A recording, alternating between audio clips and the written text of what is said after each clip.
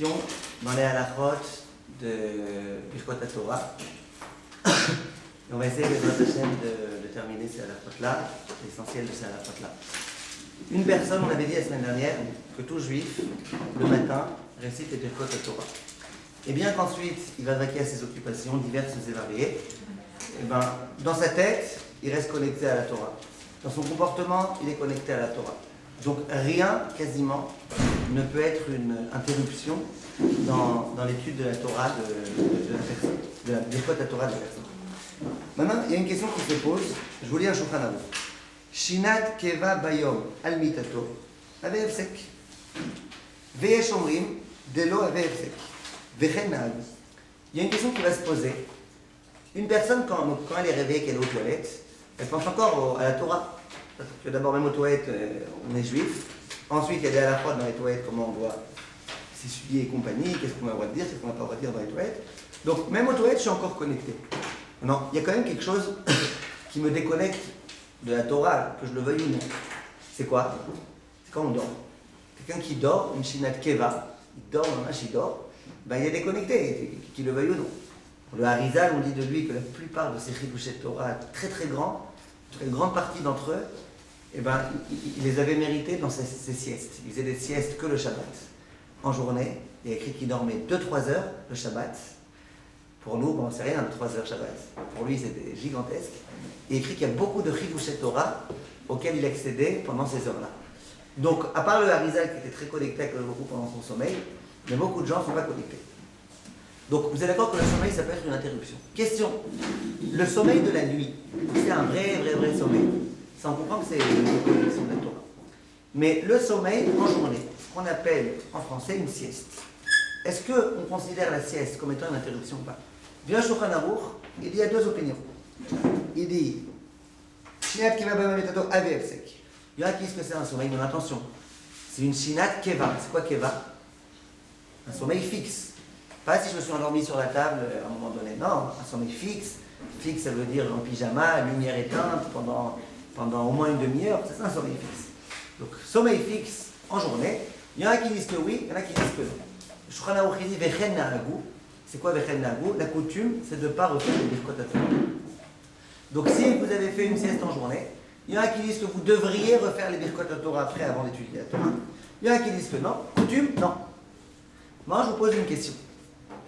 Qu'est-ce qu'on peut proposer comme conseil à une personne qui veut très très bien faire? Parce que vous avez bien compris que halakha lema'aseh, imaginez que halakha lema'aseh, vous ayez dormi entre 1 heure et 3 heures dans votre lit, aujourd'hui en journée.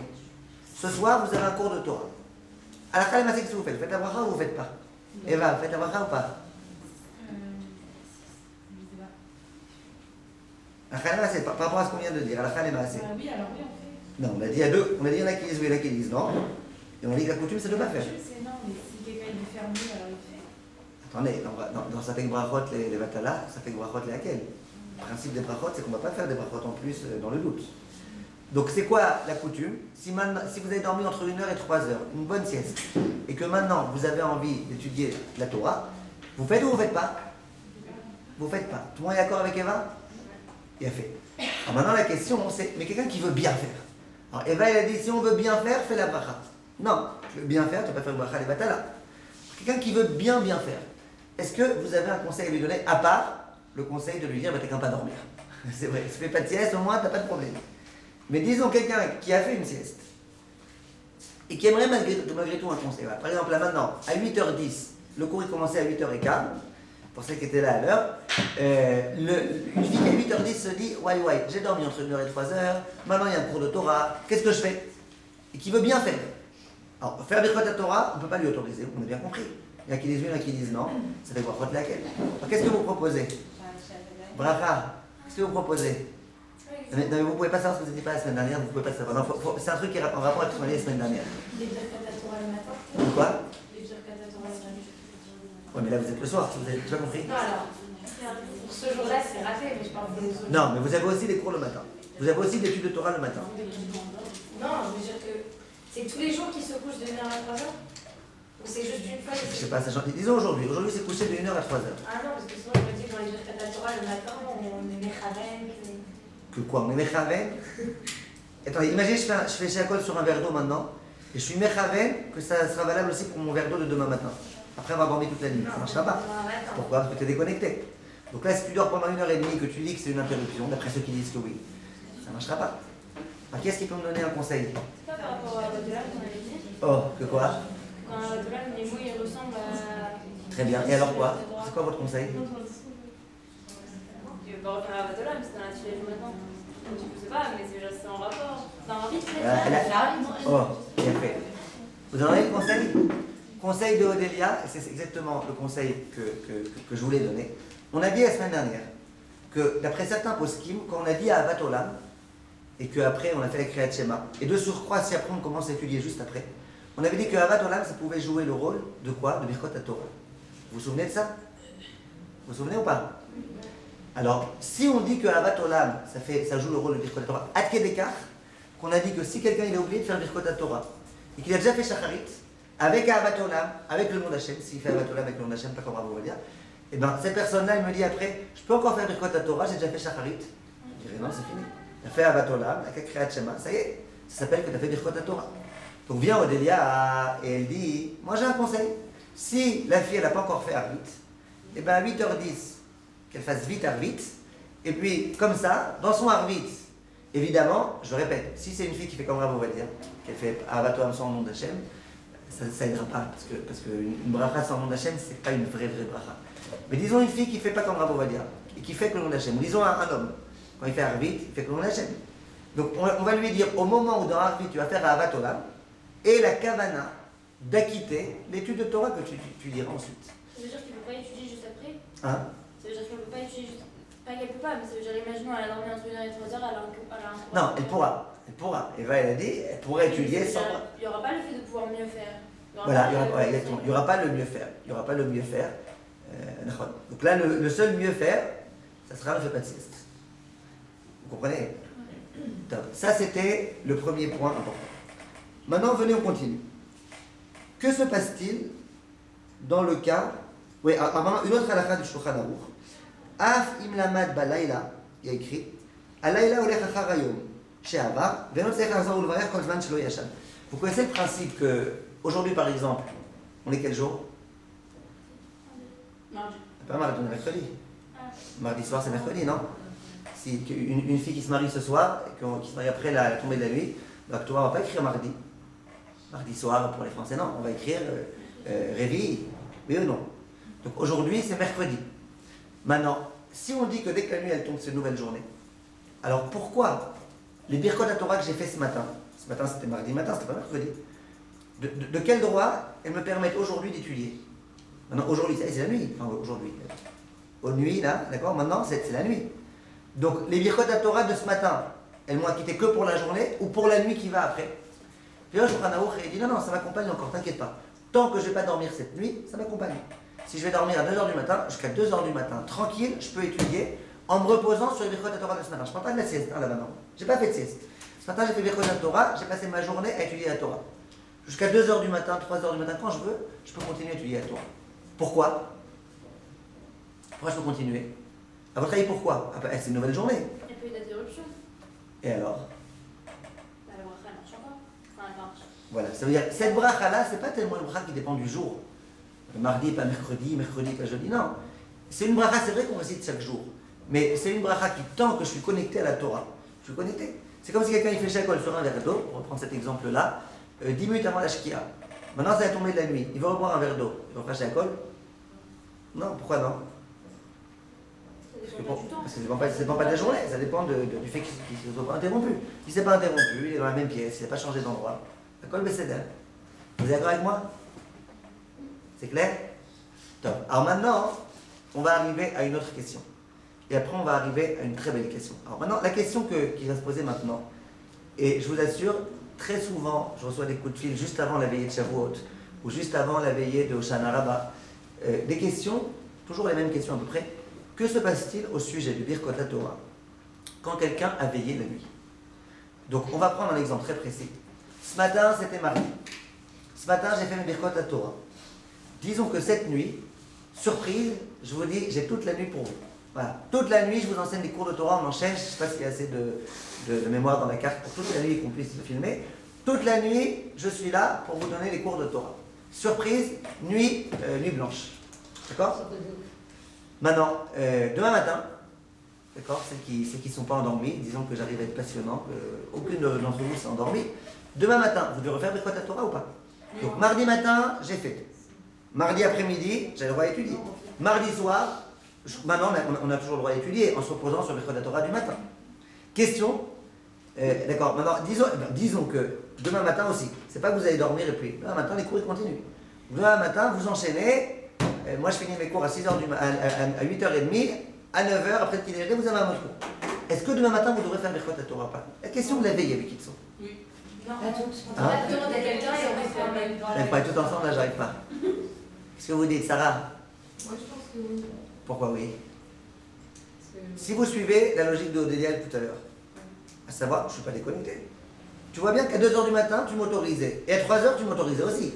J'ai pas encore dormi. À 4h aussi. Alors pourquoi à 6h ou à 8h ou à 9h, tu me demandes? Ça dépend si on dit qu'on s'active aussi dans la Batolam et que du coup on... Sans la Batolam, laissez tomber la Batolam. Vous êtes d'accord que les Khatrila, on ne va pas chercher à s'acquitter de la Batolam? Ouais. Vous êtes d'accord que le matin, vous faites Birkot Torah, vous ne dites pas... S'il y a un safek, alors... Hein? S'il y a un safek, alors autant s'appuyer là-dessus, quoi. Non, puis ça fait Brachot laquelle. Oui, autant que ça fait Brachot laquelle, mais qui vous permet de dire que c'est un safek? Avant de savoir si ça fait Brachot laquelle, d'abord savoir si c'est un safek. Pourquoi vous dites qu'il y a un safek?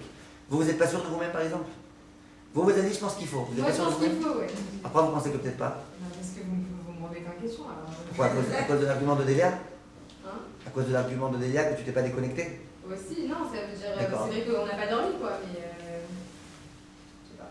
D'accord, c'est pas que vous dites. C'est compliqué tout ça. Bah, je sais pas, je sais pas. Vous avez une idée ou pas? Bah, moi, Hein? on peut se faire le fait par quelqu'un qui a dormi.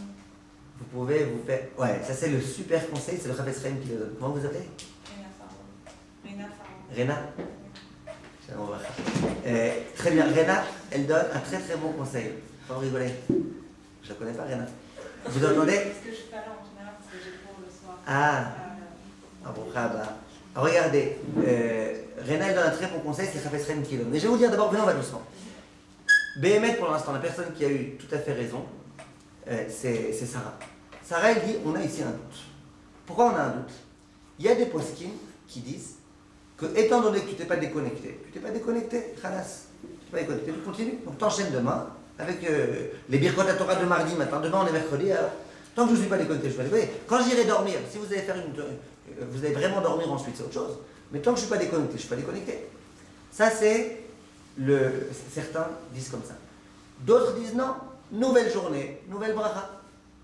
Ouais, nouvelle journée, nouvelle bracha. Un peu comme Birkot HaShachar. Chaque journée, une nouvelle Birkot HaShachar. Vous êtes d'accord qu'il y a des brachot journalières? Il y a des brachot qu'on fait une fois tant qu'on n'est pas déconnecté. En chez Akol, si pendant 4 jours, 4 nuits je ne dors pas, et je reste au même endroit, le même chez Akol, il peut m'accompagner 4 jours et 4 nuits, il n'y a pas. Mais par contre, il y a des brachot qui sont des brachot journalières. Alors, il y en a qui veulent dire que le Birkot Torah c'est journalier. Tu ne peux pas, sous prétexte que tu as veillé, dire moi je fais un jour sans Birkot Torah. Donc, elle a raison, Sarah, c'est un doute. Le Chafetz Chaim, il dit, le principe que je lui ai dit à Sarah, et tout à l'heure aussi à Eva, c'est quoi le principe de Yichot Brachot que vous connaissez encore mieux que moi? Ça fait Brachot Lehakel. Vous connaissez ce principe? Maintenant, celle qui pense que ça fait Brachot Lehakel, il n'y a que Rav Ovadia qui s'amuse à le dire, et que les Ashkenazim ne pensent pas ça, c'est très faux. Et l'un des exemples, c'est ici. Ici, le Chafetz Chaim, il dit, ça fait Brachot Lehakel.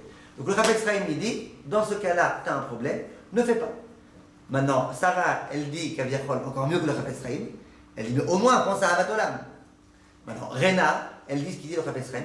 Ici, parmi toutes les filles, il y en a une qui a dormi, et qui dans tous les cas récitera Birkot Torah, alors qu'elle t'acquitte. Vous êtes d'accord qu'on peut s'acquitter en écoutant et en répondant Amen? Oui ou non? Comment il s'appelle ce principe qu'on peut écouter et répondre Amen? Shomei Akeone. Donc tu peux t'acquitter en répondant Amen. En tout cas, ça c'est le principe. Donc voilà, donc dans l'ordre, donc ça fait Chaim. Moi je vais vous dire la vérité. La plupart des poskim, aussi bien Sfarad que Ashkenaz, ils disent que la halakha n'est pas comme ça. Ils disent que la halakha, que le minhag ça a toujours été que nouvelle journée, nouvelle bracha. Donc, à part le Chafetz Chaim qui dit ça fait une brachot lehakel, tu ne feras pas la bracha quand tu fais une veillée, La plupart des autres poskim, c'est comme ça la coutume. C'est comme ça que tous les poskim, Sfarad, Ashkenaz, quasiment disent. Alors chez les Ashkenazim, ils ont un peu de mal parce que pour un Ashkenaz, faire contre le Hafetz Chaim, c'est assez osé.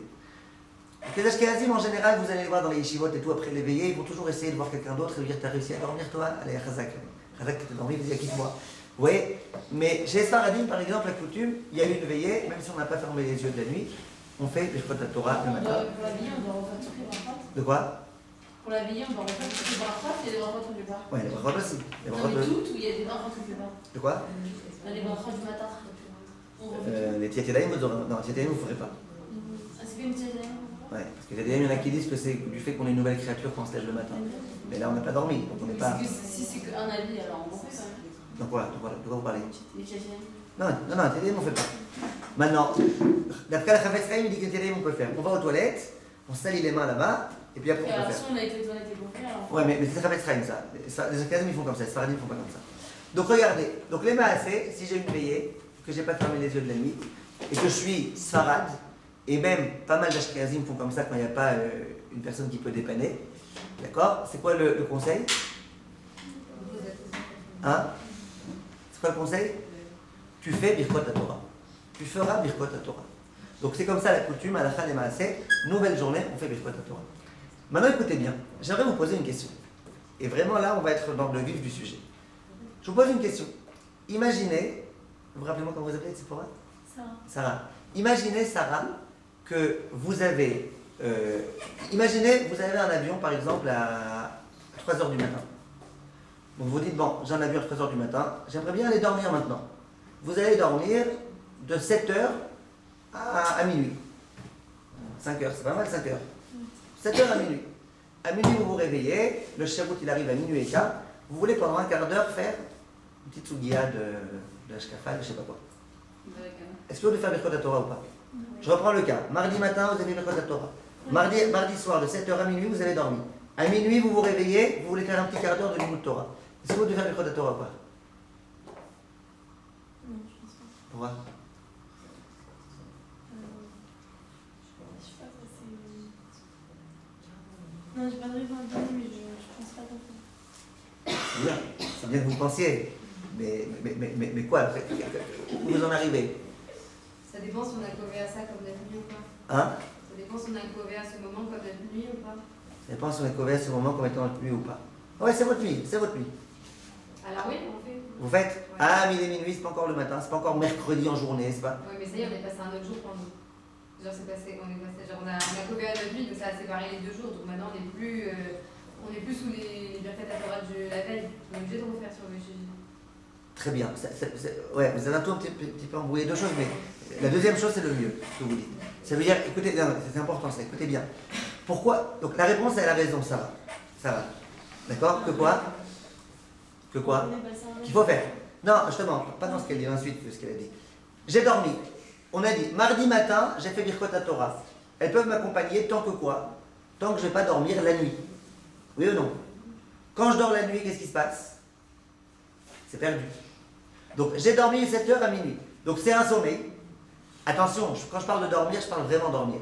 Tu as éteint la lumière, pyjama, allongé dans un lit, même plus qu'une demi-heure. Un vrai sommeil, ce qu'on appelle dans la halakha un shinat keva. Un vrai sommeil. D'accord? 7h à minuit, j'ai dormi. Ça y est, les Birkot Torah, ils m'ont lâché. Pas d'affaire parce que c'est une nouvelle journée, une nouvelle nuit, c'est peut-être un petit peu vrai aussi, mais pas pour ça. Parce qu'une shinat keva, la nuit, c'est considéré comme étant une déconnexion. Vous comprenez ou pas? Donc maintenant, de quel rang vous allez tuer sans Birkot Torah? Ça saurait tuer sans Birkot Torah. Donc qu'est-ce que vous allez faire? Vous allez refaire Birkot Torah. Donc peu importe, minuit, ça, j'aurais pu vous poser la question avec 11h du soir, ou je peux vous la poser avec 2h du matin, ça ne change rien. Ça veut dire que tout à l'heure, je vous parlais d'une sieste en journée. Je disais une sieste en journée, 2 opinions, mais à la fin, les maasé, on a peur de refaire Birkot Torah après. Par contre, une sieste la nuit, en d'autres termes, une shina la nuit, une shinat keva la nuit, ça c'est shinat keva plus nuit, ça à coup sûr, c'est une déconnexion. Vous êtes après, on se peut. De quoi? C'est après, on se rendra. Si après on se parle, c'est ma question d'après, très jolie question, je vais y arriver dans 2 minutes. Est-ce que vous avez compris ce que je vous dis? Donc est-ce que vous êtes d'accord, Sarah, qu'à minuit, vous pourrez faire le Birkot Torah? Vous n'avez pas le choix. D'accord? Il a fait. Alors maintenant, je vous pose une autre question. Vous faites une veillée. Donc, je reprends l'histoire. Mardi matin, Birkot Torah. Mardi soir, on fait ensemble une veillée. D'accord? Est-ce qu'à minuit, vous pouvez faire Birkot Torah? Parce qu'on a dit, on a dit que la coutume, c'est bien qu'on ne dort pas, on fait Birkot Torah. Alors, à quelle heure vous allez les faire Birkot Torah? Est-ce que vous pouvez essayer de les faire à minuit? Pas le net. J'ai pas compris. Non, ils ont fait la veillée de. Ok. On a fait, cette nuit, on fait une veillée. Maintenant, la halakha les maçons a dit à 5 minutes, la coutume sfarad, c'est que bien que tu n'as pas fermé les yeux de la nuit, malgré tout, tu referas Birkot Torah. Question, à quelle heure vous allez les faire Birkot Torah? Est-ce que vous pouvez les faire par exemple à minuit? Ou à 1h du matin? Ou à 2h? Je pense qu'ils attendent le matin, enfin, ils ont pas dormi. Pourquoi le matin? Parce que c'est- Il y a 5 minutes, vous m'avez dit que même en pleine nuit, à minuit. Non, parce que là, elle a expliqué qu'elle a dormi, que c'était. Très bien, très bien. Dans les conditions d'un sommeil, que là, c'était le lendemain. Donc là, c'est pas la même chose, ils ont pas dormi. Donc, il vaut mieux qu'ils attendent l'autre soir. Il a fait, il a tout compris. Ce qu'il faut bien réussir à déterminer, c'est quelle est la raison pour laquelle je fais Birkot Torah. Si la raison, c'est parce que je me suis déconnecté, parce que j'ai dormi en pleine nuit, et bien à minuit, je ferai Birkot Torah. D'accord? Maintenant, si j'ai pas dormi, et d'ailleurs le Chafetz Chaim me dit attention de refaire Birkot Torah, etc. Moi, malgré tout, je refais parce que c'est la coutume. Mais pourquoi je les refais? Pourtant, j'ai pas dormi. Alors, au nom de quoi je les refais? Qu'est-ce qui peut m'aider? Au nom de quoi je les refais? Anaël, au nom de quoi je les refais? Si j'ai pas dormi toute la nuit, au nom de quoi demain matin je refais Birkot Torah? J'ai pas dormi. Ouais, mais au nom de quoi? Qu'est-ce que les Sfaradim vont argumenter? T'as pas dormi. Qu'est-ce qu'ils vont argumenter? Hein? Ils vont dire nouvelle journée. Ils vont dire nouvelle journée, nouvelle bracha. Tu peux pas me dire nouvelle journée à minuit. Tu peux me dire nouvelle journée à la Tashacha. Vous comprenez ou pas l'histoire? Donc c'est pour ça qu'il faut bien comprendre. Si j'ai dormi de 7h à 10h, vraiment un vrai sommeil, lumière éteinte, une demi-heure, pyjama et de tout ce qu'il faut, allongé dans un lit. Alors là, qu'est-ce qui se passe? J'ai vraiment dormi de 7h à 10h. À 10h, je veux étudier la Torah. Tu n'as pas d'autre choix que de faire Birkot Torah. D'accord? Maintenant, si jamais j'ai pas dormi, et la seule raison pour laquelle la coutume sfarad, c'est de refaire les brachot, c'est parce que nouvelle journée, nouvelle bracha. Alors attends que ce soit une nouvelle journée. Vous comprenez? Et nouvelle journée, c'est quand il y a déjà le chat. Vous avez compris? Maintenant, j'en arrive à la question de Odélia. Cette question, c'est une question qui m'a été posée une fois dans un séminaire.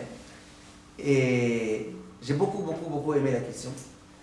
J'aimerais la partager avec vous. On n'a pas parlé encore de Zadron. La question est la suivante.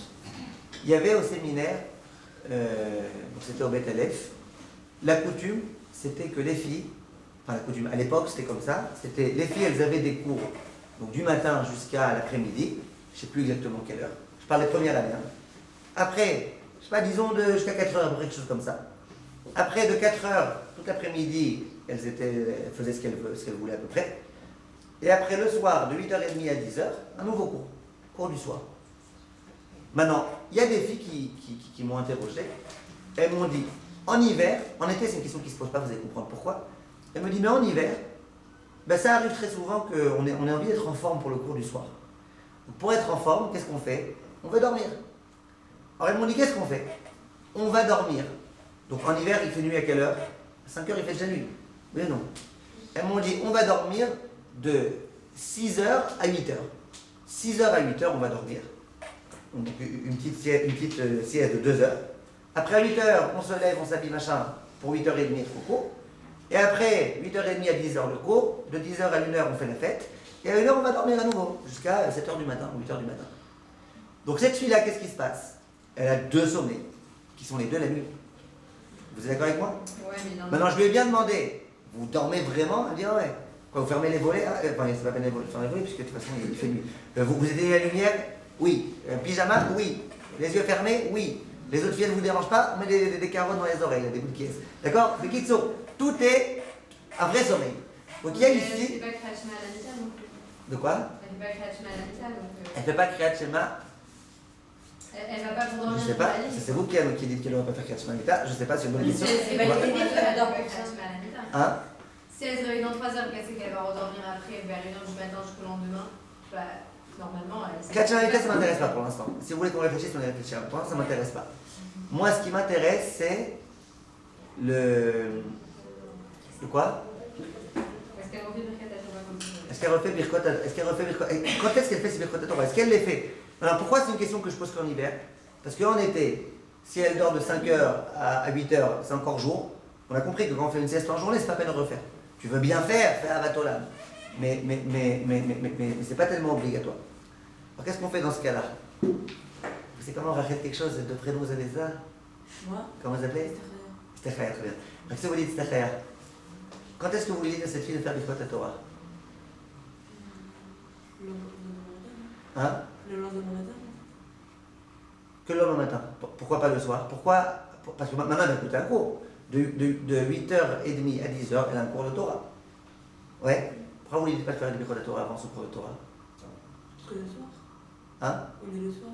Très bien. Donc elle a dormi pendant 2 heures, de 5h à 7h, alors qu'il faisait nuit, je parle en hiver. Il faisait nuit.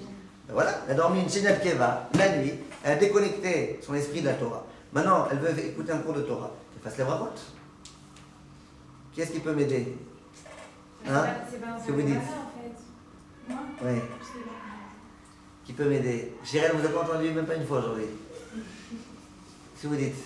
Et Eva, elle a donné la bonne réponse. Que quoi? Qui a dit? Eva? Que quoi? Non, j'ai dit c'est dans la Kavana, si elle veut changer du repas, et pour le coup, elle doit rester dans le même jour. Elle veut rester là. Je vous ai dit, quand on dort, on veut rien. Quand on dort, on dort. Non, elle dort, mais ça veut dire elle va se réveiller, pour elle, ça va être le même jour dans sa tête. Ça va pas être le lendemain. Elle m'a pas dit de sa tête. mais dans leur cas, il n'y a pas de problème. Non, mais pas si, attendez, si j'avais fait Shakol à 5h, après pendant 2 heures j'ai dormi, lumière éteinte, tout. Je me réveille à 7h. J'ai pas fait de Shinoi Makom, je suis resté au même endroit. Je refais Shakol. Pourquoi? Il n'y a pas de plus grand détachement d'esprit et c'est Harada. Que ça? Même si elle fait pour un but, même si elle dit qu'elle dort pour. Genre, elle paraît déconnectée, oui, parce qu'elle dort, mais ça veut dire.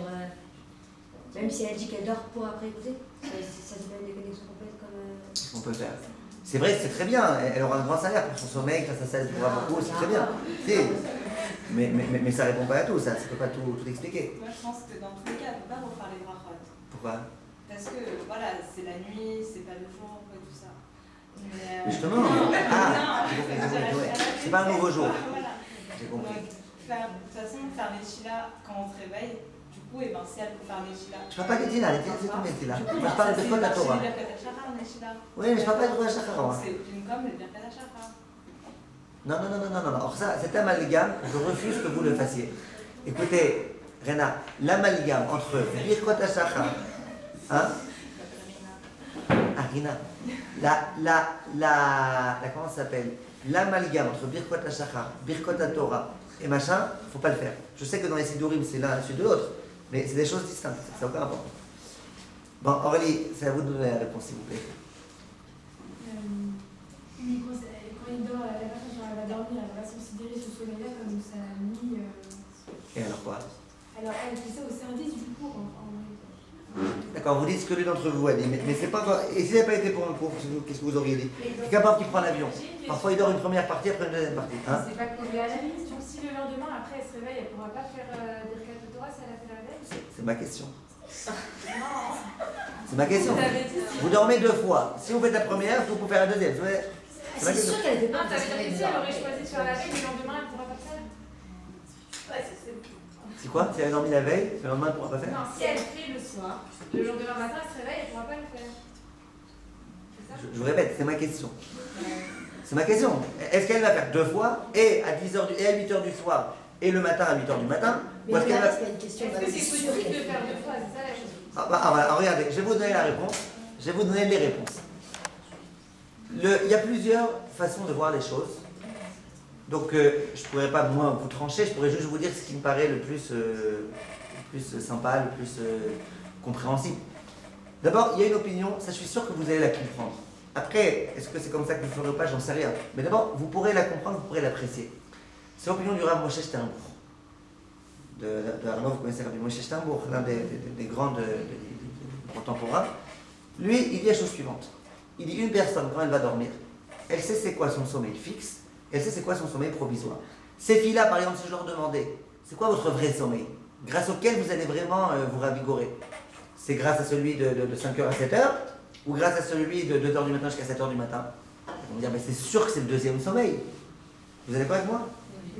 Quand quelqu'un attend l'avion, et donc il n'a que 2 heures avant l'avion, mais il compte après dormir dans l'avion. Après, chaque personne, elle est capable, à peu près d'une façon générale, d'estimer Ça, c'est mon vrai sommeil. Et ça, c'est le petit coup de pouce pour me sentir un petit peu mieux. Donc le Rav Sternbuch, il dit, c'est quoi un sommeil kavua? Shinat keva. C'est celui qui, pour toi, est le sommeil kavua. Vous avez compris? Donc dit le Rav Moshe, si je sais, ces filles-là, par exemple en l'occurrence, j'aurais dû leur demander, c'est quoi votre vrai sommeil? Si vous deviez renoncer à l'un des deux, auquel vous renonceriez? Lequel vous donne le plus de force pour continuer vos journées d'après? Celui de 5h à 7h ou celui de le vrai de la nuit? Eh bien, les filles, elles m'ont toutes répondu, celui de la nuit. Donc Rav Moshe Sternbuch, qu'est-ce qu'il leur aurait répondu à ces filles-là? Il leur aurait dit que tu te réveilles à 8h, pas de Birkot Torah. Tu veux faire Ahavat Olam si tu n'as pas encore fait Arbit, à Briou, très bien, c'est un bon conseil, mais pas de Birkot Torah en tous les cas. Quand tu te réveilles après à 8h du matin, là qu'est-ce qu'on fait, Eva? On fait Birkot Torah. Pourquoi on fait Birkot Torah? Tu n'as pas fait la première fois, tu fais maintenant. Ça c'est Rav Moshe Sternbuch. Le Chida, lui, il dit pas comme ça. Lui, il dit tu vas toujours après le premier sommeil. Il est d'accord avec Eva que c'est impensable de faire deux Birkot HaShachar dans les mêmes, deux Birkot Torah dans les mêmes 24 heures. Donc il dit après ton premier sommeil, c'est-à-dire que tu te réveilles à 8h du soir, c'est là que tu fais tes Birkot Torah. Quoi, demain matin je ne referai pas? Non, tu ne referas pas. Ça c'est le Chida. Vous avez Rav Moshe Sternbuch, vous avez le Chida. J'aurais dû commencer dans l'autre ordre, parce que le Chida il date de bien avant, et puis c'était mamash un gadol anak pas contemporain mais d'avant, donc j'aurais dû l'enseigner avant. Maintenant, il y a le conseil du Rav Eliashiv et du Rav Ovadia. C'est le conseil a priori que je conseille le plus.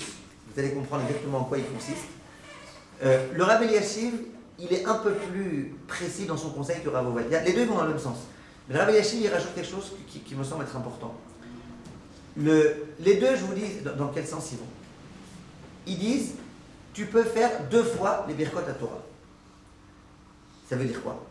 Je vous dis que dans le Moussar, mon Rav Eliashiv le dit. Il dit, quand tu vas dormir, donc tu vas dormir de 7h, de 5h à 8h. Vous vous rappelez de ce sommeil-là? De 5h à 8h, tu vas dormir. C'était la nuit, on était en hiver. Pyjama, lumière éteinte, tout ce qu'il faut. Tu as dormi une Shinat Keva. Dis le Rav Eliashiv et Rav Ovadia, fais des Birkot Torah. Tu as le droit de le faire. Tu as dormi, tu fais. Tu vas pas étudier sans faire Birkot Torah, fais Birkot Torah. Mais qu'est-ce qu'ils disent? C'est Rav Eliashiv qui rajoute ce point-là. Il dit au moment où tu fais des Birkot Torah, et la kavana de n'acquitter que l'étude de Torah que tu étudieras jusqu'au prochain sommeil. Qu'est-ce que j'ai gagné? Vous êtes d'accord que je peux acquitter ce que je veux. Si je décide quand je bois un verre d'eau de dire j'acquitte que ce verre d'eau et pas le coca qui viendra dans 10 minutes, vous êtes d'accord que je peux le faire? Oui ou non? C'est une kavana. Dans la kavana, je peux acquitter ce que je veux. Dis-le à Rav Eliashiv, au moment où tu fais tes Birkot Torah de la nuit, et la kavana de n'acquitter que l'étude, donc du cours de 8h30 à 10h, plus si tu veux continuer à étudier après ce que tu veux, jusqu'au prochain sommeil. Du coup, quand tu vas dormir à nouveau et que demain matin tu voudras refaire tes Birkot Torah à 8h du matin, est-ce que tu pourras ou pas? Oui. Tu pourras. Pourquoi? Ça peut être acquitté par celle d'avant, parce que tu as vu une kavana explicite de ne pas acquitter. La seule nuance entre Rav Ovadia dit pareil, sauf que Rav Ovadia il dit pas et la kavana d'acquitter que ce sommeil-là. Lui il veut dire Rav Ovadia c'est un peu implicite. Parce que c'est très bien qu'après tu vas redormir, donc c'est implicite. Mais il vaut mieux, à mon avis, malgré tout, rajouter le petit knech de Rav Eliashiv et une kavana explicite. Qu'est-ce que tu as gagné? Tu as gagné que tu peux écouter ton cours de Torah de 8h30 à 10h en étant glad kasher, parce que tu as fait tes Birkot Torah. Donc c'est glad kasher. Tu as gagné que le lendemain matin, tu referas tes Birkot Torah et ça sera glad kasher. Pourquoi ça sera glad kasher? Puisque ça n'aurait pas été acquitté, donc c'est pas une bracha la batala. Et si vous me dites, mais c'est une bracha she'ena tzricha, c'est une bracha qui n'est pas nécessaire. Si elle est nécessaire pour sortir du doute. Je veux bien que chaque Rav va dans son sens. Rav Sternbuch il dit un truc, le Chida il dit autre chose. Pour sortir du doute, et cette kavana. Vous comprenez comment il marche le conseil? C'est joli comme conseil. Donc dans ce cas-là, moi c'est le conseil que je leur ai donné. Je n'aurais pas imposé, si elles veulent faire comme le Chida, elles ont le droit. Si elles veulent faire comme Rav Sternbuch, elles ont le droit. Mais le conseil que je leur ai conseillé, c'est de faire comme ça, au moins on s'équipe de toute cette façon-là, et on sort du doute. Voilà, c'est le conseil que je voulais vous donner. Vous avez des questions? Non, s'il n'y a pas de questions, je voulais vous dire juste en 5 minutes un tout petit ridouche. C'est pas bidiouk de la halakha, mais c'est quelque chose que je pense être important, intéressant et beau. Dans la paracha qu'on a eu cette semaine, le Mishpatim, il y avait écrit Ishamru lachem, faites très attention à toujours vous rappeler de ce que vos yeux ont vu. À quoi on fait allusion quand on dit ce que vos yeux ont vu? Au Matan Torah. Alors, au Matan Torah, l'essentiel, c'était l'écoute de la Torah ou c'était voir? C'était l'écoute. Si maintenant je vous demande, à la fin du cours, c'est quoi l'essentiel du cours? C'est ce que vous avez entendu ou ce que vous avez vu? Voir, vous n'avez rien vu, un barbu qui s'agite un petit peu, bon, c'est pas intéressant. Ce qui est intéressant, c'est quoi? C'est ce qu'on a dit, enfin j'espère que c'est intéressant. En tous les cas, vous voyez ce que je veux dire? Au Matan Torah, c'est vrai que c'était pas un barbu, c'était la Shrina, mais c'était pas ça l'essentiel, c'était ce qu'on a entendu. Et le Emet, c'est que dans la paracha du Matan Torah de Yitro, qu'est-ce qu'il y a écrit? Raou et Akolot. Ils ont vu les voix. Une voix, ça se voit pas. Pas en français, voix, mais sinon, une voix, ça se voit pas, une voix, ça s'entend, ça s'écoute. Oui ou non? Donc ça veut dire quoi? Ils ont vu les voix. Alors, le Rav Asher Weiss, il donne une explication très belle que je voulais partager avec vous. Il dit, d'une façon générale, à quoi on croit le plus? À ce qu'on voit ou à ce qu'on entend? À ce qu'on voit. Quand tu as entendu quelque chose, tu peux toujours après mettre un doute. J'ai bien entendu, j'ai mal entendu. Peut-être que c'était... peut-être j'ai entendu des voix. Les gens souvent disent peut-être j'ai entendu des voix. D'accord? Mais quand tu vois. Tu regardes quelqu'un, mais qui te dit? Mais j'ai vu. D'accord, t'as vu alors? Peut-être t'as mal vu. J'ai vu. Quand quelqu'un vient témoigner au Beddin, s'il dit ouais j'ai entendu, il paraît, on va dire vas-y, rentre chez ta mère. Si par contre il dit j'ai vu que Reuven a tué Shimon, on va pas lui dire ouais mais qui dit que t'as bien vu? S'il dit j'ai vu, on commence à lui poser des questions pour voir que c'est quelqu'un de sérieux, mais quand on voit. Plein de gens, ils disent ouais j'ai que entendu, j'y crois pas tellement. Mais ce que j'ai vu. Ça c'est la façon dont ça fonctionne en général. Il y avait un jour un philosophe qui disait à ses élèves, arrêtez avec vos bêtises là de spirituel et toutes ces histoires-là, vous ne devez croire qu'à ce que vous voyez. Alors il y a un élève qui a levé la main et qui a dit, monsieur le philosophe, vous êtes un idiot et vous n'avez même pas de cervelle. L'autre le regarde comme ça, pardon, de quoi tu parles? Il dit, c'est vous qui l'avez dit. Vous avez dit, ne crois qu'à ce que tu vois. Votre cervelle, je ne la vois pas, vous n'en avez pas. D'accord? Maintenant, Akadosh Baruch Hu, il nous demande de croire en lui. Mais on ne le voit pas. C'est un passage explicite. Lo irani Adam Vachai. Hachem, on ne le voit pas.